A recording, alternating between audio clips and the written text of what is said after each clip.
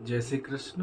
कार्तिक महीने की श्रृंखला में आज अध्याय 4 का हम वाचन करेंगे। हमने सुना कि भगवान के सामने सभी देवता वहाँ आ गए हैं और प्रार्थना कर रहे हैं कि किस प्रकार से हमको इस शंखासुर नाम के दैत्य से मुक्ति मिले, हम कैसे अपने बल को प्राप्त करें। उसी समय भगवान मुस्कुरा करके, हंस करके अपनी दिव्य बात को कहते हैं, एकादशी की महिमा को कहते हैं। और फिर देखते ही देखते भगवान मछली का रूप लेकर के और विंध्याचल पर्वत पर जहाँ कश्यप मुनि बैठे हुए हैं उनकी अंजलि में जाकर के विराजमान होते हैं। और जब कश्यप मुनि ने देखा कि ये तो भगवान है, उन्होंने एक कमंडल में उस मछली रूप को रख लिया। मछली रूप को जब रख लिया तो मछली उस पर बड़ी होने लगी।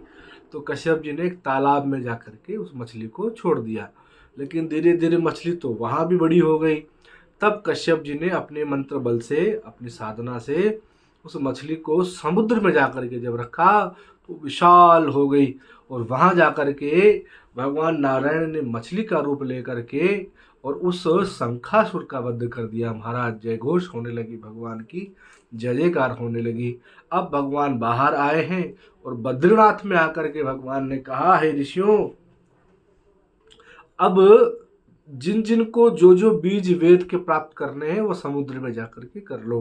तो जितने भी ऋषि थे वो समुद्र में गए और अपने अपने वेद के बीज रूप को उन्होंने प्राप्त किया।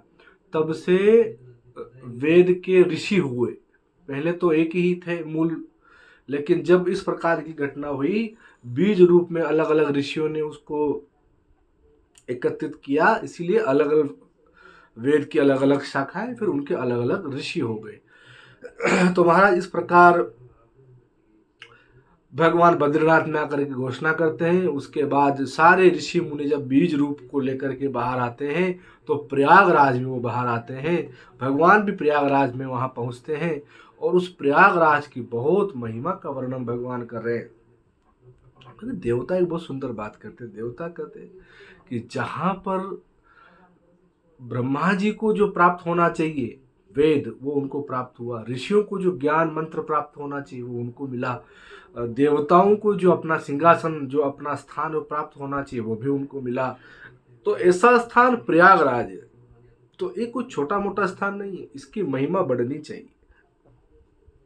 तो क्या किया जाए? तो भगवान ने कहा, भाई बोलो, आप लोगों की क्या इच्छा है? तो देवताओं ने, ऋषियों ने, ब्रह्मा जी ने, सब ने कहा कि इस क्षेत्र का नाम आज से ब्रह्म क्षेत्र रखा जाए। इसलिए प्रयाग को ब्रह्म क्षेत्र कहा गया। और बोले आज से इसको तीर्थों का राजा कहा जाए, क्योंकि यहाँ सबकी इच्छाएं पूरी हो गई। ऋषियों की, देवताओं की, ब्रह्मा जी की, सबकी इच्छा पूरी हो गई। इसीलिए आज से इस क्षेत्र को तीर्थों का राजा कहा गया, इसलिए उसको तीर्थराज कहते हैं।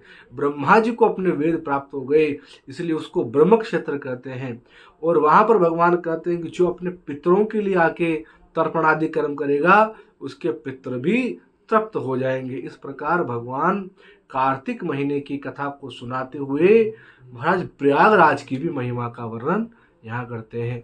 और यहाँ पर चौथे अध्याय का विराम होता है। आगे की कथा फिर हम कहेंगे। जय श्री कृष्ण।